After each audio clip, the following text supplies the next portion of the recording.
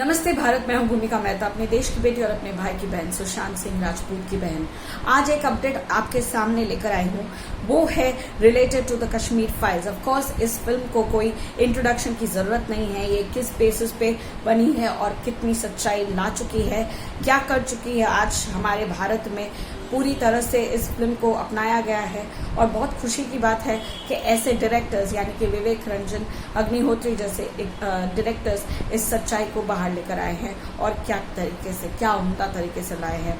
Applause for him and appreciate his work. But कुछ लोग होते हैं जिनको मजाक बनाने की बहुत आदत होती है।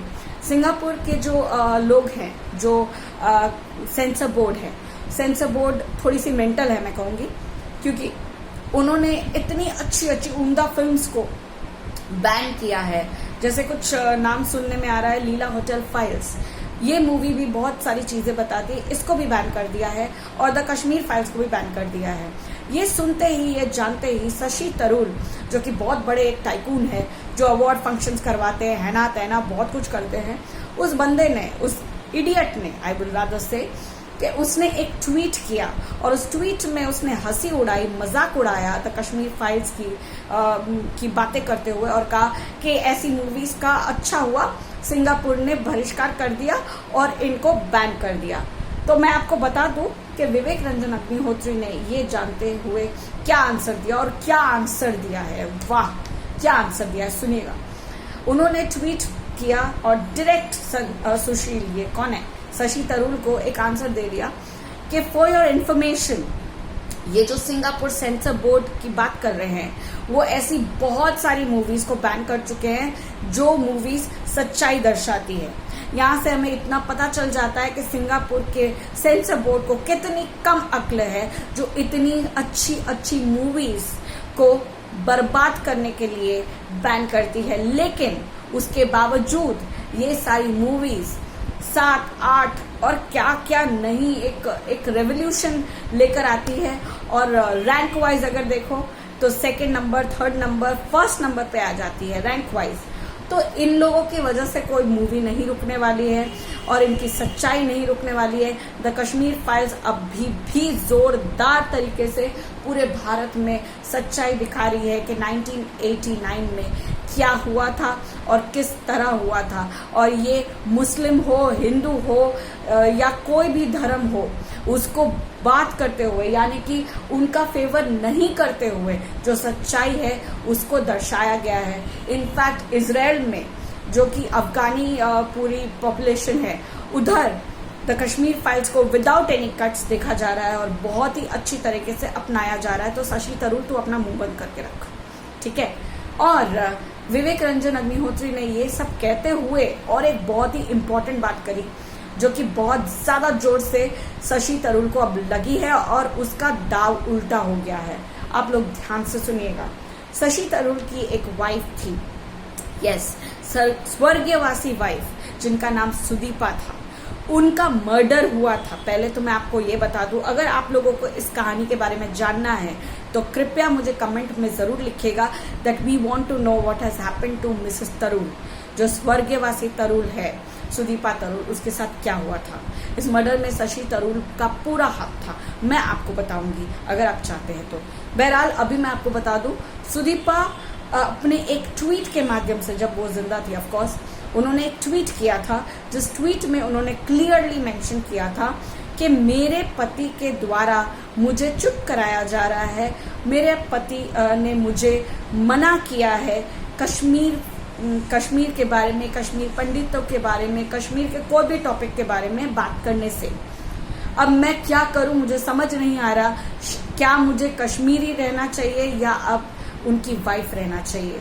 जिसके माध्यम से हमें बहुत क्लियरली समझ में आ रहा है कि सुदीपा एक कश्मीरी थी और कश्मीरी होने के लिए वो अपना एक, जैसे कहते हैं ना, अपना वजूद खोना नहीं चाह रही थी। वो कश्मीरियों के लिए, कश्मीरी पर हुए हादसों की वजह से वो जो भी हो रहा था उनके बारे में बात करना चाहती थी, लेकिन शशि थरूर उसे रोकता था, उससे मना करता था और इस बात का खुलासा खुद सुदीपा ने एक ट्वीट के माध्यम से किया था, जो आज भी मौजूद है। और अगर पॉसिबल हुआ तो मैं अपनी टाइमलाइन पे अपनी डरावनी शक्ल ना दिखाकर उस ट्वीट को डालने की कोशिश करूंगी। यस, और मैं आपको बता दूं, इस प्रश्न के बाद विवेक रंजन ने पूछा कि अगर मैं गलत नहीं हूं तो कृपया मेरे पोस्ट के नीचे ये मैंने जो ट्वीट आपको स्क्रीनशॉट डाला है, क्या इससे मैं ये समझूं कि आपकी वाइफ एक कश्मीरी थी?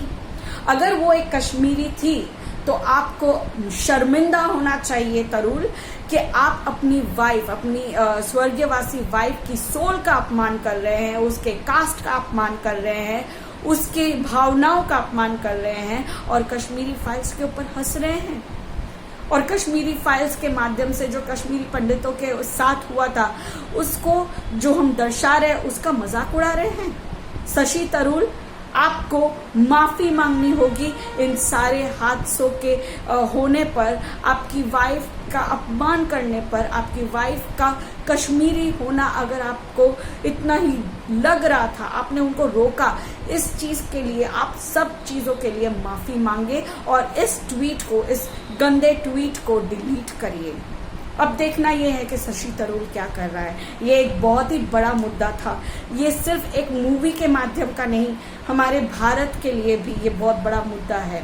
अब इस कमीने शशि तरूल को अपनी इस ट्वीट को डिलीट करना पड़ेगा। और कृपया करके मेरे भाई बहनों, अगर आप लोग जानते हो कि उसने ये ट्वीट डिलीट किया है या नहीं, कृपया मुझे कमेंट में जरूर बताइए, क्योंकि आप लोगों को पता है कि मैं ये सब चीजें नहीं देखती हूँ।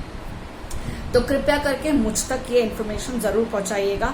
और अगर आप इसके पीछे की कहानी जानना चाहते हैं, सुदीपा प्रकाश तरूल के बारे में जानना चाहते हैं, तो जरूर से मुझे कमेंट पे लिखिएगा। ये तो हुई तरूल की बातें। अब मैं आपको बताना चाहती हूँ, नवाब मलिक जेल में बहुत ज्यादा लग्जरी पाना चाहता है।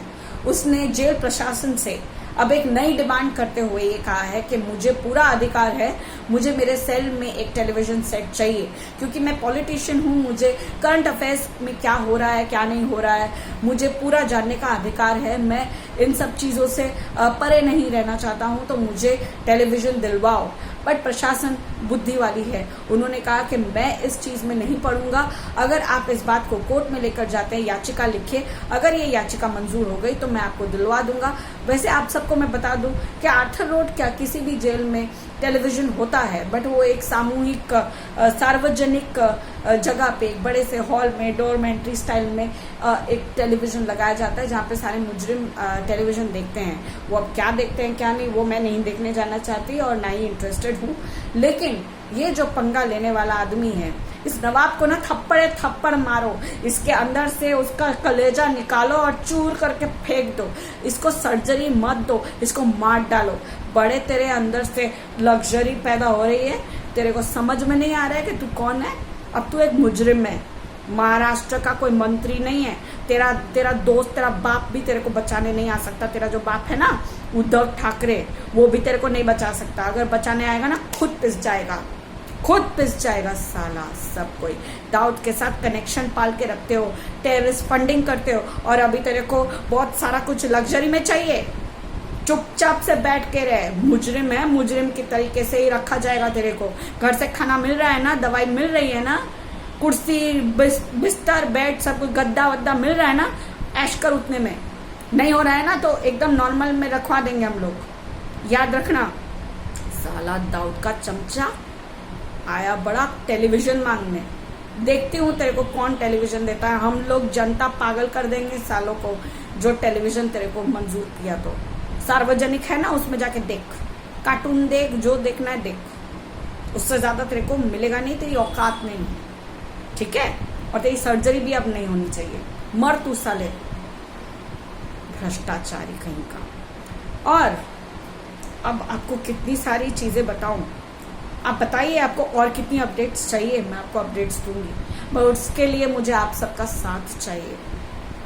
और मुझे आप सबका साथ इसलिए चाहिए क्योंकि जिस तरीके से दिशा सलियान के केस को इग्नोर किया जा रहा है, अब तक अगर ईमानदार पुलिस वाले और हमारी गवर्नमेंट होती, ये जो पीएम मोदी बैठा हुआ है ये भी बिक चुका है। मुझे लगता है अगर पीएम मोदी में दम होता ना तो अब तक रोहन राय को पकड़ के सलाखों के पीछे डाल देता, क्योंकि ये बहुत क्लियर मामला है कि किसने क्या मर्डर किया है। रोहन राय को पकड़ के पूछो किसने मर्डर करवाया है, किसके हाथों से मर्डर हुआ है, क्या हुआ था। अरे उस लड़की का बलात्कार हुआ था, उस लड़की के साथ कितना गंदगी हुआ था, हाँ, और उस लड़की को कहा जा रहा है कि उसने सुसाइड किया। अरे कमीनो, थोड़ा सा तो दिमाग लगाओ, थोड़ी सी तो शर्म करो। अरे पीएम मोदी थोड़ी सी शर्म करो। इस युवक के पास भीख मांगने आते हो वोट के लिए। वोट हम लोग ने दे दिया, हम भी पागल ही है ना जो तुम जैसे लोगों के ऊपर भरोसा करते हैं। और करो वोटिंग, बट कुछ तो करो।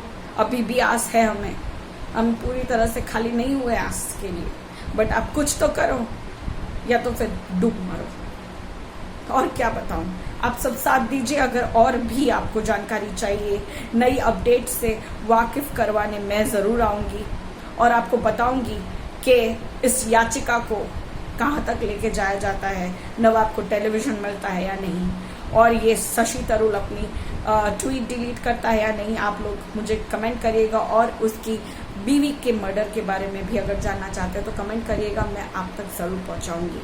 तब तक के लिए जय हिंद। We want justice and we will get justice. बाकी आपकी मर्जी।